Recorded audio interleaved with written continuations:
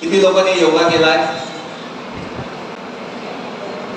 आणि सर्वप्रथम तर आज जागतिक योगा दिनाच्या आपल्या सर्वांना खूप खूप शुभेच्छा देतो। खरं म्हणजे सगळ्यांनी योगा करायला पाहिजे। मी पण नाही करत कारण का वेळेप्रमाणे थोडी मारामारी असते, पण वॉकिंग करतो। आजचा एक विशेष कार्यक्रम आहे। गेली 30-40 वर्ष महानगरपालिकेचे सर्व शाळेशी संबंधित आहे, परंतु अशा प्रकारचा कार्यक्रम मला वाटतं मुंबई महानगरपालिकेच्या शाळेमध्ये क्वालिटी वर्क आणि क्वालिटी एज्युकेशन ह्याचा ट्रेनिंग हा पहिल्यांदा होतोय कार्यक्रम, बरोबर ना? खरे मॅडम, मंचावर उपस्थित आमच्या या झोन 7चे उपायुक्त बुराडे साहेब, आज दक्षिण विभागाचे सहाय्यक आयुक्त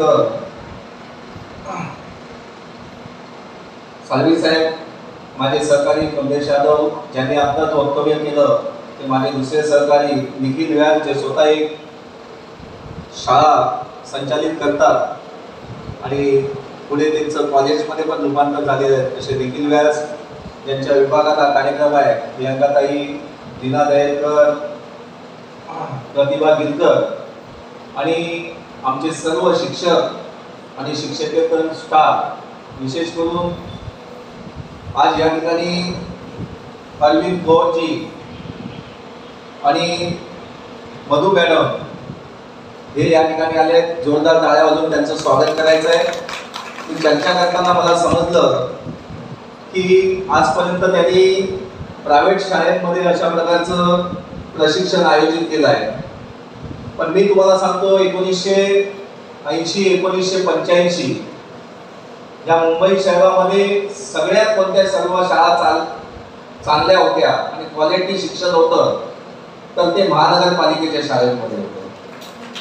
आजही तुम्ही पाहाल 10वीचा रिझल्ट हा आपला 90 to 95% लागतो आणि याचं श्रेय सर्व शिक्षकांना जातं, परंतु परिस्थिती बदलत गेली आणि लोकांची पण मानसिकता बदलत गेली की मुलं प्रायव्हेट शाळेमध्ये जायला पाहिजे। महानगरपालिकेची पण मानसिकता बदलली, त्याला बदलायला 15 वर्ष लागली। आता आम्ही सीबीएसई, इंग्लिश मीडियम आणि अशा शाळा आता आम्ही सुरू करतोय आणि आता सुरू केल्यानंतर त्या ठिकाणी ऑनलाईन ऍडमिशन आता माझ्याकडे आहे, कमलेशबाईंकडे, आमच्या सगळ्या नगरसेवकांकडे जवळजवळ 10-15 विद्यार्थ्यांचं ऍडमिशन साठीची लाईन लागलेली आहे, पण आम्ही ऍडमिशन देऊ शकत नाही। आम्ही ऍडमिशन का देऊ शकत नाही? कारण का काही ठिकाणी आम्हाला 10 विद्यार्थी मिळतात, काही ठिकाणी 15 विद्यार्थी मिळतात आणि मग तिथे टीचर अपॉइंट करणं या सगळ्या गोष्टीला थोडी अडचण होते। पण महानगरपालिकेचं शिक्षण हे अतिशय चांगल्या क्वालिटीचं शिक्षण असायचं, तिथले शिक्षक वेल ट्रेन असायचे, ते सर्वांनी मुलांसाठी वेगवेगळ्या अंगाने त्यांना प्रशिक्षण द्यायचे। मला तर कल्पना आहे की दर महिन्याला आपल्याकडे मेडिकल टेस्ट पण मुलांची व्हायची। आता होते की काय माहित नाही, कारण का मला गाडी दिसत नाही। नारायण आणि केएम हॉस्पिटलच्या गाड्या यायच्या आणि आम्हाला टेस्ट करायचे आणि त्याच्या माध्यमातूनच पियुष गोयलजी ने हा कार्यक्रम आयोजित केला आहे।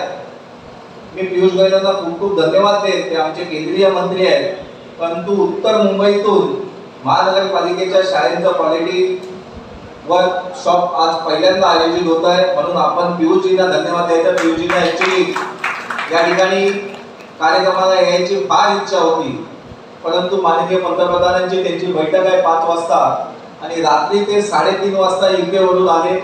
सकाळी 5 वाजल्यापासून आम्ही एकत्र होतो आणि आता 10:15ला मी त्यांना सोडलं तर त्यांनी सांगितलं की निखिल आणि तुम्ही त्या कार्यक्रमाला जायला पाहिजे, कारण का मी सांगितलेलं आहे आणि सर्वांनी हा कार्यक्रम अरेंज केला आहे आणि ही सुरुवात मुंबईमध्ये आपल्यापासून होते आहे। आपल्याला 3-4 तासाचं प्रशिक्षण आहे। माझी सर्वांना विनंती आहे, महानगरपालिका ही शिक्षणामध्ये प्रचंड पैसा खर्च करते, विद्यार्थी आम्ही शोधून देतो। मुंबई शहरामध्ये आमच्याकडे कारगिलीमध्ये 2 शाळा आहेत एक गणेश नगरची आणि एक बंदरपगारीची. तिथे ऍडमिशन एवढी फुल होतात की आम्हाला कमलेश यादवला आणि मला पत्र द्यावी लागतात. त्याचे प्रिन्सिपल इथे बसले आहेत की त्यांना रिक्वेस्ट करावी लागते की ह्या विद्यार्थ्यांना तुम्ही घ्या. पण वस्तुस्थिती काय आहे? वस्तुस्थिती फार खराब आहे तिकडची, आणि त्याच्यासाठीच आजचा वर्ग आहे. अशा भरपूर शाळा आहेत की ज्या ठिकाणी आपल्याला वेगवेगळं शिक्षण सोडून